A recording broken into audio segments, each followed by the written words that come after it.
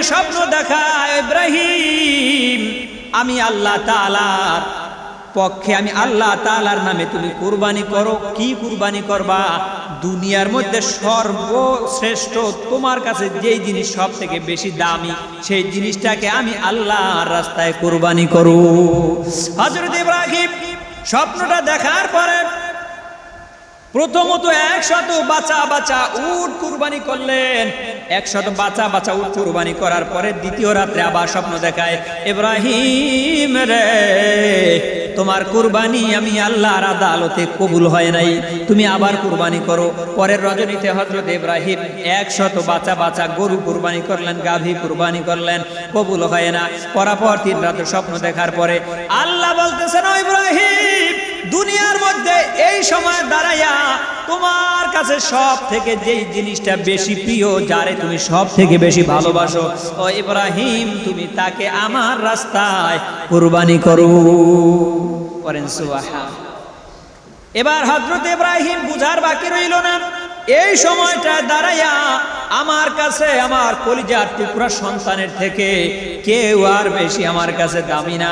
এবার হযরত ইব্রাহিম বুঝতে পারিয়া সন্তানকে ডাক দিয়েছেন, ক্বালা ইয়া বুনাইয়া ইন্নী আরা ফিল মানামি আন্নী আযবাহুকা ফানজুর মাযা তারা।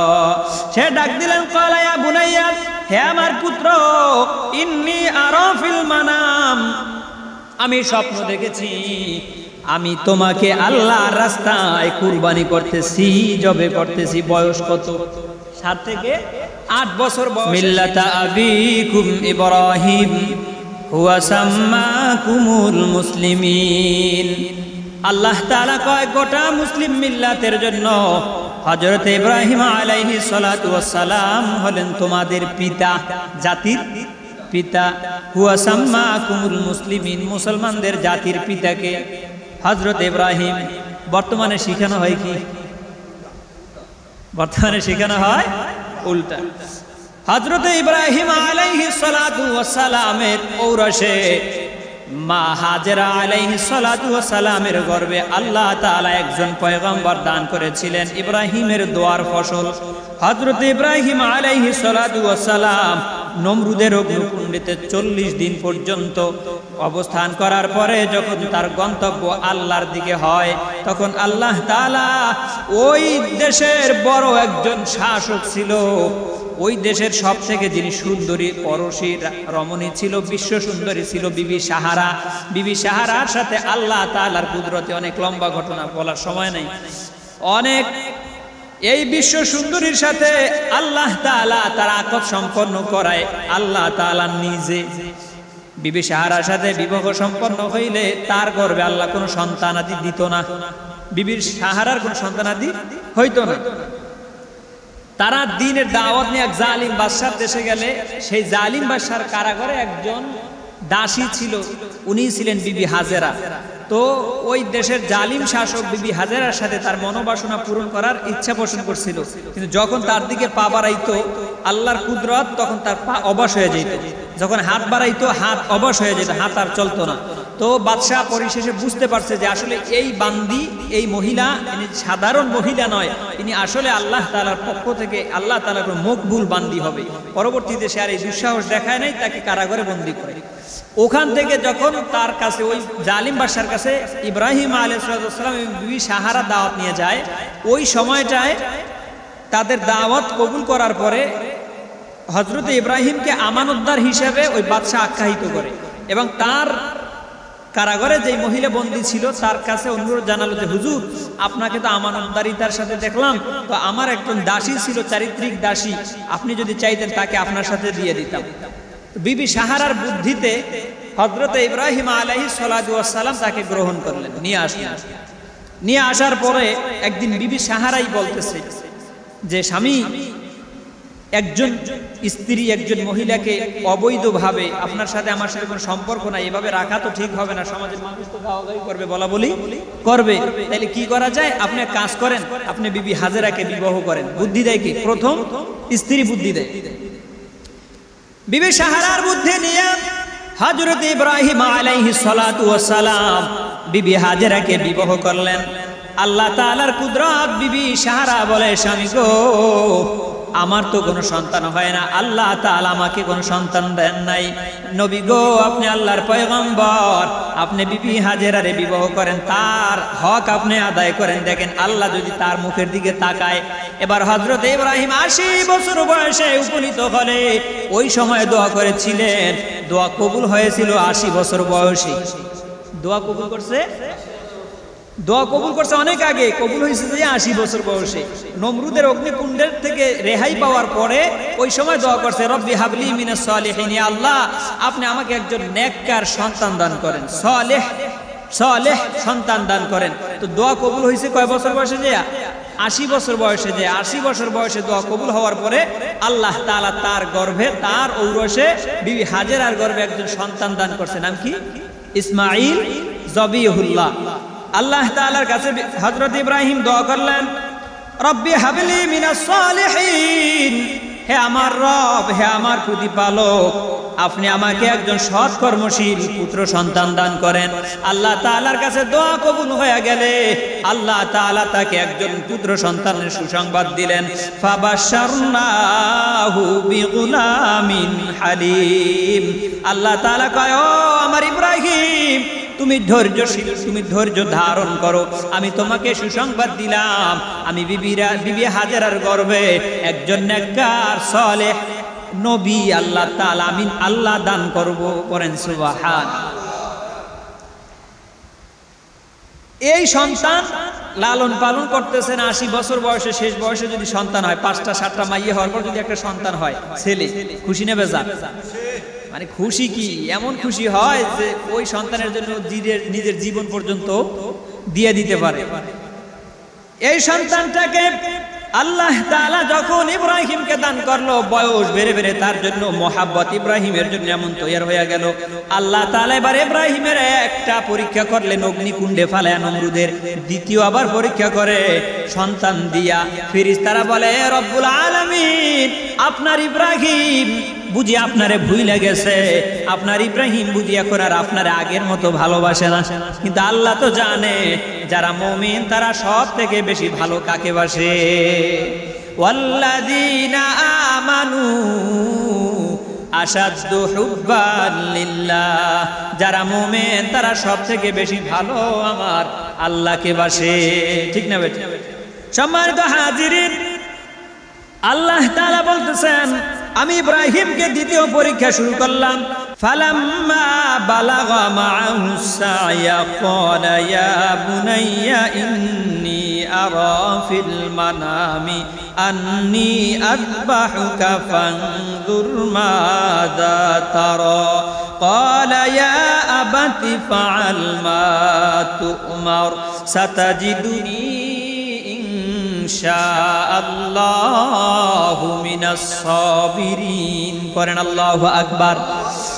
এই সন্তান যখন বয়স বেড়ে বেড়ে, ফালাম্মা বালাগা, যখন এই বয়সে উপনীত হয়, মাআহু সা'য়া, বাবার সাথে চলাফেরা করার মতো বয়সে উপনীত হয়। সাধারণত আমাদের একটা ছেলে সন্তান আমাদের সাথে বাজার ঘাটে যাইতে পারে, চলাফেরার উপযুক্ত হয় কত বছর বয়সে? 7-8 বছর বয়স, ঠিক না? এই বয়সে উপনীত হলেন। এবার আল্লাহ তাআলা ইব্রাহিমকে স্বপ্ন দেখায়, ইব্রাহিম, আমি আল্লাহ তাআলার পক্ষে, আমি আল্লাহ তাআলার নামে তুমি কুরবানি করো। কি কুরবানি করবা? দুনিয়ার মধ্যে সর্বশ্রেষ্ঠ, তোমার কাছে যেই জিনিস সব থেকে বেশি দামি, সেই জিনিসটাকে আমি আল্লাহর রাস্তায় কুরবানি করো। হযরত ইব্রাহিম স্বপ্নটা দেখার পরে প্রথমত 100 বাচ্চা উট কুরবানি করলেন। 100 বাচ্চা উট কুরবানি করার পরে দ্বিতীয় রাত্রে আবার স্বপ্ন দেখায়, ইব্রাহিম রে, তোমার কুরবানি আমি আল্লাহর আদালতে কবুল হয় নাই, তুমি আবার কুরবানি করো। পরের রজনীতে হযরত ইব্রাহিম 100 বাচ্চা গরু কুরবানি করলেন, গাভী কুরবানি করলেন, কবুল হয় না। পরাপর 3 রাতের স্বপ্ন দেখার পরে আল্লাহ বলতেছেন, ও ইব্রাহিম, দুনিয়ার মধ্যে এই সময় দাঁড়াইয়া তোমার কাছে সব থেকে যেই জিনিসটা বেশি প্রিয়, যারে তুমি সব থেকে বেশি ভালোবাসো, ও ইব্রাহিম, তুমি তাকে আমার রাস্তায় কুরবানি করো। করেন সুবহান। এবার হযরত ইব্রাহিম বুঝার বাকি রইল না, এই সময়টা দাঁড়াইয়া আমার কাছে আমার কলিজার টুকরা সন্তানের থেকে কেউ আর বেশি আমার কাছে দামি না। এবার হযরত ইব্রাহিম বুঝতে পারিয়া সন্তানকে ডাক দিয়েছেন, ক্বালা ইয়া বুনাইয়া ইন্নী আরা ফিল মানামি আন্নী আযবাহুকা ফানজুর মাযা তারা। সে ডাক দিলেন, ক্বালা ইয়া বুনাইয়া, হে আমার পুত্র, ইন্নী আরা ফিল মানাম, আমি স্বপ্ন দেখেছি আমি তোমাকে আল্লাহর রাস্তায় কুরবানি করতেছি, জবে করতেছি। বয়স কত? 7 থেকে 8 বছর বয়সের সন্তানের সাথে বলে, আপনি এই বয়সের কোন সন্তানকে যদি বলেন, এই বেটা তোরে আমি জবে করব, তোরে আমি কুফাই হই, কি থাকবে আপনার দ্বারে? বরং আপনারা দেখলে ও কয়েক দূরে ওরে খুঁজে পাবেন। কিন্তু দেখেন আল্লাহ তাআলা গাছ যদি ভালো হয় তার থেকে ফলও ভালো হয়, ঠিক না বেটা? ফ্যাক্টরি যদি ভালো হয় ফ্যাক্টরির থেকে প্রোডাকশনও ভালো আসে। যেহেতু বাবা নবী পয়গম্বর, তার সন্তান গর্ভে যিনি সন্তান যে দান করছেন তিনিও হলেন পয়গম্বর। আল্লাহ তাআলা এই নবীরে জানায় দিতেছে, নবী গো, যখন ইব্রাহিম তার সন্তানকে বললেন, সন্তান শোনার পরে বলতেছেন, ইন্নী আযবাহুকা ফানজুর মাযা তারা, ইন্নী আযবাহুকা। ইব্রাহিম বলতেছে, ও বাবা, ও আমার সন্তান, আমি দেখতেছি স্বপ্নে আমি তোমারে জবাই করতেছি আল্লাহর নামে। ফানজুর, আমি এইভাবে দেখলাম, তোমার মতামত কি? মাযা তারা, তুমি কি বলো, তোমার মতামত কি? সন্তানের জিগায়। এবার সন্তান বলতেছে, ক্বালা ইয়া আবাতি ফাআল মা তুমার। বলেন সুবহানাল্লাহ। হযরত ইব্রাহিম, হযরত ইসমাঈল বলতেছেন, ও আমার পিতা, আমি আল্লাহ তাআলার জন্য কুরবানি হইতে রাজি আছি। বাবা গো, আপনার ভাবার কোনো দরকার নাই, আপনি আমাকে সাতাজিদুনি ইনশাআল্লাহু মিনাস সাবিরিন। আল্লাহ যদি আপনাকে হুকুম করে থাকে আমাকে জবাই করার জন্য, পিতা আপনি দেরি করিয়েন না, আপনি আমার গলায় ছুরি চালায় দেন, ইনশাআল্লাহু মিনাস সাবিরিন, আপনি আমাকে ধৈর্যশীলদের কাতারে পাবেন। বয়স কত? 8 বছর। এই সময় হযরত ইব্রাহিম আলাইহিস সালাতু ওয়াস সালাম বললেন, এ আমার সন্তান, জবাই তো করবো এত সোজা না, কারণ একটা সন্তানের পিতা মাতা কি পরিমাণে ভালোবাসে। আল্লাহ তাআলা মায়ের মধ্যে সন্তানের জন্য মহাব্বত দিয়েছেন, পিতার মধ্যে সন্তানের জন্য মহাব্বত আল্লাহ তাআলা দিয়েছেন, ঠিক না বে ঠিক? কিছুদিন আগে আপনারা দেখছেন একটা রেলের মধ্যে আগুন লাগে, রেলের বগির মধ্যে সন্তানটা পুড়ে যায়। বাবাকে সবাই বের হওয়ার জন্য বলে, আপনি বের হয়ে যান। বাবা কয়, না না, আমার বুকের মানিক আগুনে পুড়ে ছাই হয়ে যাবে আর আমি বাইচা থাকবো। ওই শেষ পর্যন্ত বাবা ও সন্তানের সাথে পুড়ে গেছে, তবুও বের হয় নাই। তার মানে বাবা সন্তানের কি পরিমাণে ভালোবাসে বোঝা যায় কি যায় না? হযরত ইব্রাহিম বলে, ও সন্তান, তুমি তো রাজি হয়ে গেলা, কিন্তু তোমারে জবাই করা এত সহজ না। এবার সন্তান অতটুকুন বাচ্চা বাবারে সিস্টেম বাতায়া দেয়, আব্বা গো, যখন আমারে জবাই করবেন আমার হাতে পায়ের মধ্যে বাদ দিয়ে নিবেন, কারণ আপনিও নবীর আল্লাহর পয়গম্বর। আমি যেন লড়াচড়া করতে যাই আপনার গায়ের সাথে আমার পা লেগে না যায়, আপনার আমার মনের অজান্তে কোনো আঘাত যেন আপনার গায়ে না লেগে যায়, কারণ আপনি নবীর আল্লাহর পয়গম্বর। আপনার সাথে বেয়াদবি মানি আল্লাহর সাথে বেয়াদবি, ঠিক না ভাই? সম্মানিত হাজির, এরপরে হযরত ইব্রাহিম এই কথা শোনার পরে নিজেকে স্বস্তিতা দিলেন, নিজেকে আশ্বস্ত করলেন, আমার সন্তান তো রাজি, কিন্তু আমি কিভাবে তারে ঘর থেকে বাইর করব। এবার বিবি হাজেরারে কয়, আমার সন্তান রে সাজা দাও, মালিকের দরবারে মালিকের দাওয়াতে খাইতে যাইমু। বিবি হাজেরা খুশিতে সন্তান রে সাজায় গুছায় তারপরে দিছে নিয়ে তারা, আপনারা জানেন এর মধ্যে বিবি হাজেরার শয়তানে ধোঁকা দিয়েছে, কারণ পরীক্ষা চলতেছে। কি চলতেছে? পরীক্ষা চলতেছে। এই পরীক্ষা যদি ইব্রাহিম পাস করে, মুমিন যদি পরীক্ষায় পাস করে, বেজার কি? শয়তান। বেজার কে? শয়তান। এজন্য শয়তান চায় না যেন মুমিন পরীক্ষায় পাস করুক, এটা শয়তান চায় না। তো বিবি হাজেরারে প্রথম ধোঁকা দিলেন, বিবি হাজেরাকে তিনি ধৈর্যশীলদের কাতারে পাইলেন। বিবি হাজেরা বলে, একজন পিতা কোনোদিন তার সন্তানকে নিজের হাতে কুরবানি করতে পারে না, আমি তোমার কথা বিশ্বাস করি না। এবার কয়, ও হাজেরা, তোমার স্বামী যে তার সন্তানকে কুরবানি করবে এই হুকুম তার না। কয় তাইলে কার? কয় আল্লাহ তাআলা অর্ডার করছে, জবাই করবে তোমার স্বামী। এবার কয়, আমার আল্লাহ যদি অর্ডার করিয়া থাকে আমার ইসমাইলের জবাই করার জন্য, আমি বিবি হাজেরারও কোনো দাবি নাই। সুবহানাল্লাহ। তো ওখানে পারে নাই ধোকা দিয়ে। এরপরে আবার গেছে ইসমাইলের কাছে, যাই ধোকা দিতেছে, ইসমাইল তুমি কার সাথে যাও, তোমার অবস্থা কি তুমি জানো, তোমাকে এই কাজ করো, আমি জানি। তো এই কথা বাবার কাছে বলার পরে হযরত ইব্রাহিম বলছিল, তুমি পাথর মারো। কি করো? পাথর মারো। আজও সেখানে যেই জায়গায় হযরত ইসমাইল পাথর মেরেছিলেন শয়তানের গায়ে, সেখানে আজও হাজিরা সেই শয়তানের গায়ে পাথর মারে। কি মারে না? পাথর মারে আর গালি দেয়। সম্মানিত হাজিরিন, হযরত ইসমাইল আলাইহিস সালাতু ওয়াস সালামকে নিয়ে যখন জবে করার জন্য সব প্রস্তুতি রেডি করে ফেললো, ওই সময় হযরত ইসমাইল কেঁদে কেঁদে বলেছিল, বাবা গো, আমার কোনো দুঃখ নাই, কিন্তু আমার একটা কষ্ট, আমার পোশাকের মধ্যে যদি রক্ত মাখা পোশাক আমার মায়ে দেখে, আমার মায় তো পাগল হয়ে যাবে। কারণ আব্বা, একটা সময় আপনি আমাদেরকে রাইখা গেছিলেন, আমার প্রথম মায়ের আবেদন পূরণ করার জন্য আপনি মরুময় এলাকায় আমাদেরকে কিছু সংক্ষিপ্ত কিছু খাবার দিয়ে আমাদেরকে রাইখা গেছেন। গাছ নাই, পালা নাই, ছায়া নাই, কিচ্ছু নাই, এমন একটা জায়গায় রাইখা গেছেন যেখানে আল্লাহ ছাড়া কেউ ছিল না।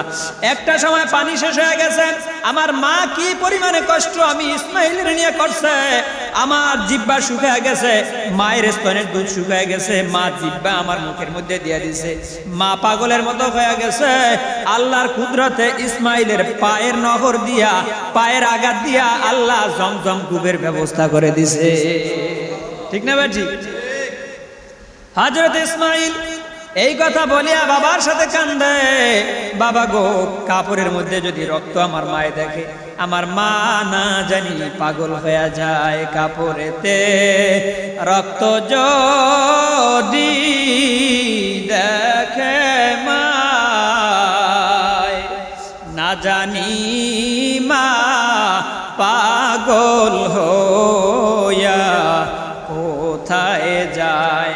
বলে, আব্বা, যতদিন আমার মা দুনিয়ায় বাঁচবে তারে মিঠা কথা শুনাইবেন, আব্বা কোনোদিন মায়ের কষ্ট পাইতে দিবেন না।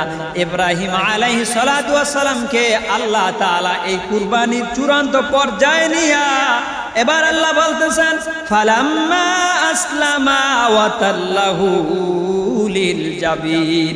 পরীক্ষা করছে ইসমাইলের, পরীক্ষা করছে ইব্রাহিমের, পিতা পুত্র উভয়ের কি পরীক্ষা করছে। এবার আল্লাহ কয়, ফালাম্মা আসলামা, অতঃপর তখন যারা উভয় অনুগত হলো তাদের মাথাকে ঝুঁকা দিল, ওয়া তাল্লাহু লিল জাবিন, আর ইব্রাহিম তাকে অর্থাৎ সন্তান ইসমাইলকে উপর করে শোয়া দিল, ছুরি চালাইতে শুরু করলো।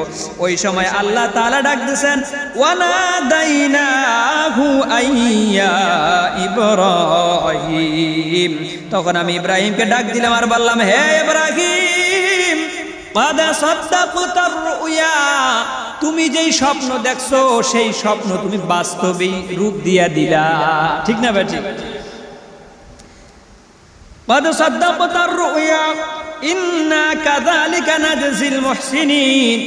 এভাবেই আল্লাহ তাআলা কয়, আমি সত্য প্রয়ণকারী যারা, সত্যবাদী যারা, তাদেরকে আমি আল্লাহ তাআলা পরীক্ষা করি। সুবহানাল্লাহ। সম্মানিত হাজিরিন, তাহলে আল্লাহ তাআলা বলতেছেন এই ইসমাইল কুরবানি করা এটা উদ্দেশ্য আল্লাহ তাআলার ছিল না? ছিল। যদি আল্লাহর উদ্দেশ্য থাকতো ইসমাইলকে কুরবানি করা, তাহলে আল্লাহ করতে পারতেন। তো অনেক আলেম ওলামা বলতেছেন যে ওই দিন যদি ইসমাইল কুরবানি হয়ে যেত, তাহলে আপনার আমার সন্তানকে প্রথম বয়সে প্রথম সন্তানকে কুরবানি করা ওয়াজিব হয়ে যেত। আল্লাহ তো কুরবানি পশু কুরবানি চায় না, আল্লাহ বস্তু কুরবানি চায় না, আল্লাহ কি চায়? মন, দিলের তাকওয়া চায়। লা ইয়ানালাল্লাহু লুহুমুহা ওয়ালা দিমাউহা ওয়ালাকিন ইয়ানালুহুত তাকওয়া মিনকুম। আল্লাহ কয়, আমি তোমার পশুর গোশত, রক্ত, এইগুলো আমি আল্লাহ তাআলা দেখি না। ওয়ালাকিন ইয়ানালুহুত তাকওয়া মিনকুম, আমি দেখি বান্দারে তোমার অন্তরের তাকওয়া অবস্থান কেমন। এজন্য প্রবাদ আছে, বনের পশু কুরবানি করার আগে মনের পশুকে কুরবানি করো। বনের পশু কুরবানি করার আগে মনের পশু কুরবানি করো। হায়রে, নতুন মায়া বিয়া দিছি, নতুন জামাই আমার বাড়িতে আসবে, যদি কুরবানি না দেই দেখা যায় কেমন? আছে না নাই নিয়ত? মেয়েকে এমন একটা সময় বিবাহ দেয়, বিবাহ করায় কুরবানির আগে আগে। উদ্দেশ্য কি জানেন? ওই বস্তু দিয়া বিয়ে সাথে কি থাকে না উদ্দেশ্য? এই সেটা মেয়ের বিয়াই, আমার মেয়ের শ্বশুর আসবে, নতুন বিয়াই আসবে, যদি দেখে বিয়াই বাড়ি কুরবানি দেয় না, আমি দাওয়াত দিলেও বিয়াই আসতে চাইবে না, কারণ বিয়াই আমার কুরবানি দেয় না। ঠিক না বে ঠিক? এজন্য কয় এই কুরবানির নাম কুরবানি না, কুরবানি হইল আমার দিলের মধ্যে থেকে সমস্ত আনামিয়াত দূর করতে হবে, সমস্ত খারাপিয়াত দূর করতে হবে, সমস্ত খায়েশাত দূর করতে হবে। বনের পশুর আগে মনের পশু কুরবানি করতে হবে। আমার সমস্ত আমল, আমার রোজা, আমার যাকাত, আমার হজ, আমার নামাজ, আমার কুরবানি সব কিছু হবে একমাত্র আমার আল্লাহ তাআলার জন্য। ঠিক না বে ঠিক? কুল ইন্না সালাতি ওয়া নুসুকি ওয়া মাহইয়ায়া ওয়া মামাতি লিল্লাহি রাব্বিল আলামিন। আল্লাহ কয় ইন্না সালাতি, নিশ্চয়ই তোমার নাজ, নিশ্চয়ই তোমার নামাজ, ওয়া নুসুকি তোমার কুরবানি, ওয়া মাহইয়ায়া তোমার বাইচা থাকা, ওয়া মামাতি তোমার মইরা যাওয়া, সব কিছু সন্তুষ্টির একমাত্র উত্তরাধিকারী, একমাত্র হকদার হলেন আমার আল্লাহ। কাদের কুদরতুদারি বরকামাল আনতা রব্বি আনতা হাসবি যুল জালাল তুহি কাদির জলিলুল্লাহ জাহাদার বহর হালে তুহি মেরা নিগাহদার। সমস্ত কুদরতের মালিক একমাত্র আমার আল্লাহ তাআলা। ঠিক না ভাই? ঠিক। এজন্য আসুন আমরা যেন বনের পশুকে কুরবানি করার আগে আমাদের মনের পশু কুরবানি করি। যদি উদ্দেশ্য দুনিয়া থাকে, উদ্দেশ্য দুনিয়া থাকে, আপনি কুরবানি যত বড় পশুই দেন না কেন, এক পশম পরিমাণ সওয়াব আপনি আমলনামায় পাবে না। আর আল্লাহ তাআলা বলে কুরবানির ফজিলত, তুমি যেই পশুর দ্বারা কুরবানি দিবা ওর গায়ে যতগুলো পশম থাকবে ওই পরিমাণে আমলনামায় সব আল্লাহ তোমার আমলনামায় দিয়ে দিবে। কিন্তু যদি উদ্দেশ্য নিয়ত খারাপ থাকে, একটা পশমের সওয়াবও পাইবা না। এজন্য আসুন আমরা নিয়তকে সহি করি। দুনিয়াতে আপনার আমার নিয়ত যদি সহি হয়ে যায়, তাহলে দুনিয়ার চাহিদাও পূর্ণ হয়, আখিরাতের চাহিদাও পূর্ণ হয়। এজন্য আসুন আমরা সবাই নিয়তকে সহি করি। যারা কুরবানি দিব আল্লাহ তাআলা আমাদের প্রত্যেকের কুরবানি কবুল করুক। আমিন। ওয়া আখির দাওয়ানা আলহামদুলিল্লাহি রাব্বিল আলামিন।